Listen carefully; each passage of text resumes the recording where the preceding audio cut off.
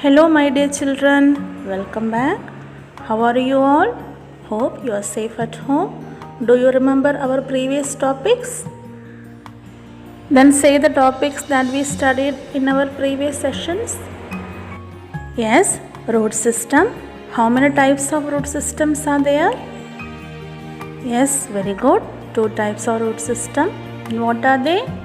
They are taproot system and fibrous root system. Which is the next topic that we studied after root system? Yes, venation in leaf. How many types of venation is present in leaves? Very good, two types. And which are they? Yes, they are reticulate venation and parallel venation. Is the two topics clear to you? Shall we move on to today's section? In your textbook of page number 25, a picture is there. Did you see it? What is there in the picture? Yes, it's a paddy grain. And the paddy grain is saying its autobiography. Autobiography means the story of one's life told by that person. Here, paddy is saying its own life, isn't it? And at last of its autobiography, the paddy grain says that during summer rain it started changing all over. Do you know what could be the changes occurred in the paddy grain? The paddy grain is a seed, so it germinates. Germinates meaning begins to grow while absorbing water. So today we are going to study about the germination of seeds. That is how a small seed develops into a big plant or tree. When a seed is displaced into the soil or ground, the seed absorbs water around it and starts to grow. Thus, the seed becomes larger in size, and within days, a small part that comes from the seed that is called a radicle, and it slowly starts growing in the downward direction. Here you studied a new word, that is radicle. What is radicle? Radicle is the part that comes out first from the seed. Once more, radicle is the part that comes out first from the seed. And after some days, a part that grows in the upper direction and is called plumule. Here also you studied a new word, that is plumule. It is the part that comes out after the radicle. Once more, plumule is the part that comes out after the radicle. A radicle develops to form a root system and plumule develops to form shoot system. Shoot system consists of stem, leaves and branches, and finally a seedling is formed with both root system and shoot system. Is it clear to you? Okay, in your textbook of page number 26, two questions are there.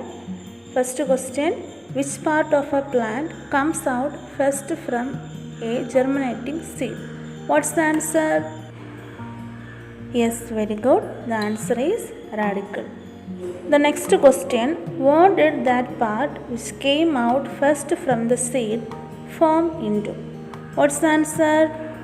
The first part came is radicle and it develops into root system. You have to write down the answers in your textbook. Now we know about radicle and plumule. From where did the radicle and plumule get food to germinate? Have you thought about this? Okay, teacher will show you. Did you see the thick leaf-like part seen just below the leaf in this picture? That is called cotyledon. Here also you studied a new word, that is cotyledons. Cotyledons are the storehouse of food for the baby plant, and the baby plant uses this food in the cotyledons. So the cotyledons shrink and become smaller in size as the plant grows. The plant grows using the food in the cotyledons till it prepares its own food. Based on the number of cotyledons, plants are classified into two. They are monocots and dicots. Plants having only one cotyledon are called monocotyledonous plants or monocots. Once more, plants having only one cotyledon are called monocotyledonous plants or monocots. Examples for monocots: grass, paddy, bamboo. Plants having two cotyledons are called dicotyledonous plants or dicots. Once more, plants having two cotyledons are called dicotyledonous plants or dicots. Examples for dicots: beans, mango tree, tamarind. Now we are moving on to our last topic in this chapter, the relation between the root system, venation and number of cotyledons of plants. In monocots, the leaves are very long and have parallel venation. Fibrous root system is present in monocot plants. Monocot plants contain only one cotyledon. In dicots, reticulate venation is present.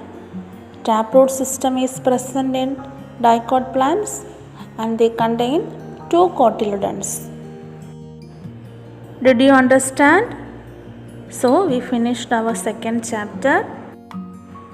Let us conclude today's topic. Today we studied about germination of seeds, parts like radicle and plumule, dicots and monocots. Okay dears, it's time for winding up today's section. Hope you understood today's topic very well. Thank you.